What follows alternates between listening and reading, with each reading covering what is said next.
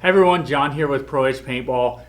Today I'm back with another quick tutorial video, quick learning video to kind of teach you the basics. This video is really catered to the newer player. If you're out there, if you're shopping on our website and you're not really sure what paintball gun to start with or what setup to go with, this will kind of give you like an introductory video to give you some guidelines, some starting points to really answer some of your most basic questions, hopefully. So let's jump right in.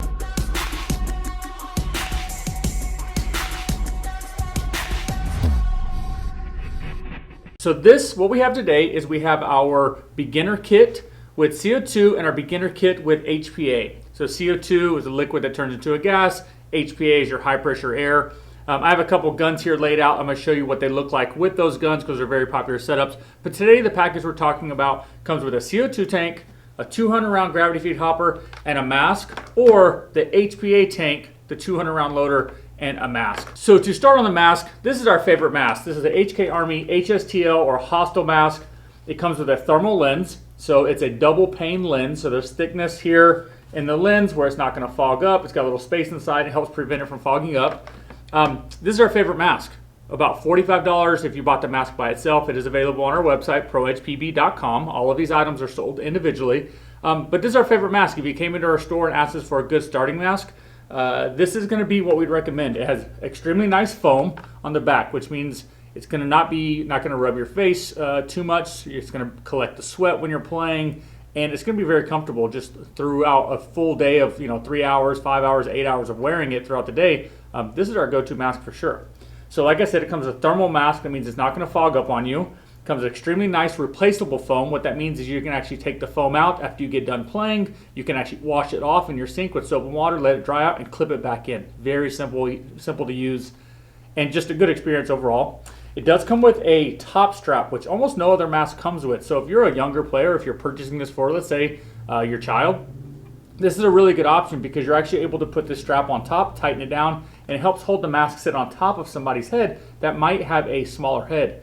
That's the issue a lot of players run into is if you're a smaller player, you have a smaller head, or a child, the masks are supposed to be one size fits all.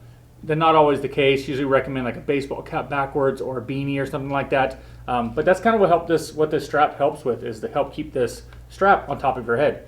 The other strap here is you can adjust it so you can tighten it up or loosen it up. So if you don't want this strap up top, you can actually pull it out, remove it completely, and then you can tighten the strap back here. It has a little silicone lining on the inside of it, so it helps grip it on the back of your head so it's not going to slide down too much.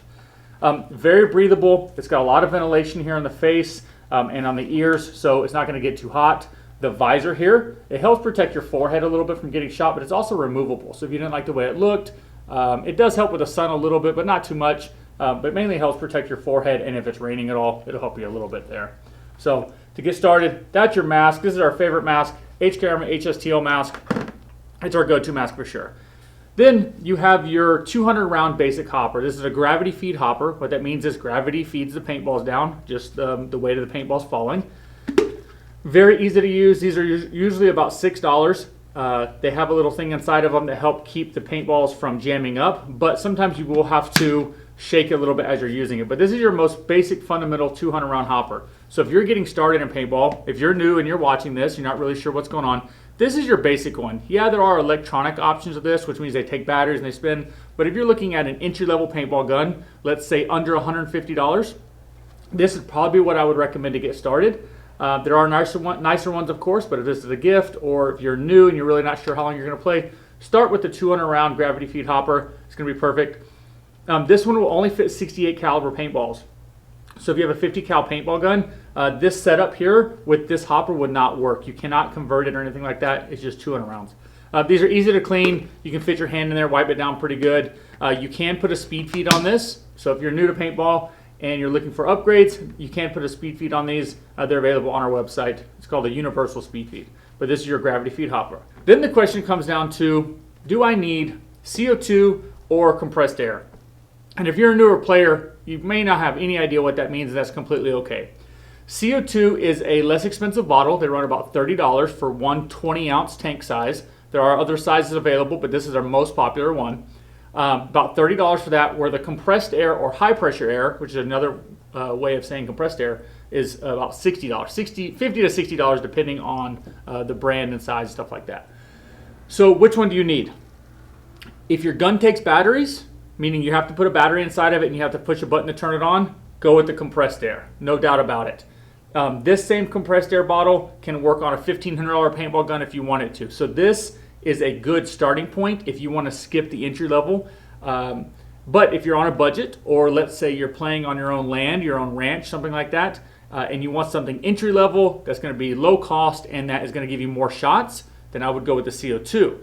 Before you jump onto the CO2 though, before you buy anything, make sure somebody local fills up the CO2 tanks. A lot of paintball fields, for example, here in Houston, Texas, where we're located, have stopped filling up the CO2. They can buy a compressor, and not your normal compressor. You buy it like Home Depot or something like that. You have to have a high pressure compressor, 3,000 PSI compressor, to fill up a bottle like this. But once you buy the compressor, you can fill it up for free. It's just the cost of electricity and maintenance, all that good stuff. So CO2 is a great option for your entry-level paintball guns, like your Tippmann entry-level paintball guns, HK Army Saber, and a Zone Chaos. They will all work with CO2, but the main difference is you might not be able to get them filled up. But like I was saying, if you're playing on a ranch, on average, on one CO2 tank fill, you're going to give it between 1,000 to 1,200 shots per full fill. A fill usually costs you about $5 to $8, depending on what part of the country you're in. Where a compressed air tank, something this size here, this is 48 cubic inches, 3,000 PSI. That's just a measurement of the size and volume and how much pressure you can put inside. But 48 cubic inches bottle is going to give you closer to about 700 to 800 shots. So you're going to get more shots out of the CO2 tank than you would the compressed air, but you've got to make sure you can fill this up somewhere. Sometimes Academy Sports, they used to, in the South, they used to fill them up. Dick's Sporting Goods, big sporting goods companies. If you have a local paintball store, they might be able to fill them up for you, but make sure you call before you make a purchase. Definitely recommend on that. Compressed air, however, all your paintball fields throughout the country should be able to fill up compressed air. If they can't, I'm not sure on that one, but everybody pretty much is switching over to compressed air. So when you're making your choice, like I said, if it's your paintball gun that you're thinking about buying takes a battery, definitely go with the compressed air bottle. If you're looking for something that's like bulk, that you can refill pretty easily, you can actually fill these at home with a CO2 fill station and a large CO2 tank. Definitely reach out to us if you have questions about that. We can get you set up.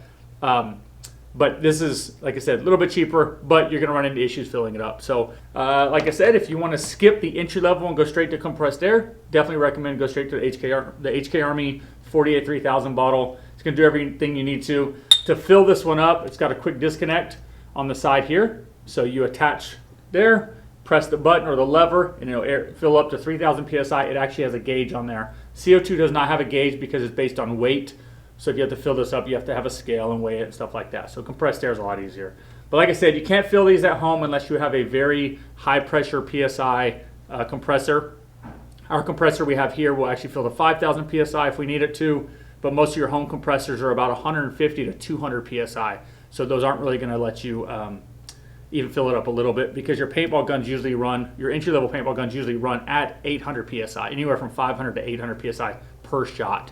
So we get that question a lot about the compressor, but not to go off on a tangent too much on that one. Our beginner package is a great package. It's going to run you anywhere from $79.95 for the CO2 to, I believe, right at $100 with the compressed air. So not a huge difference in price. If it fits in your budget, highly recommend go with this one. If you're shopping for like a Dye CZR, any electronic paintball gun like a Zodin Blitz or Empire Mini GS, something like that, and your entry-level electronic guns, definitely would recommend the HK Army mask.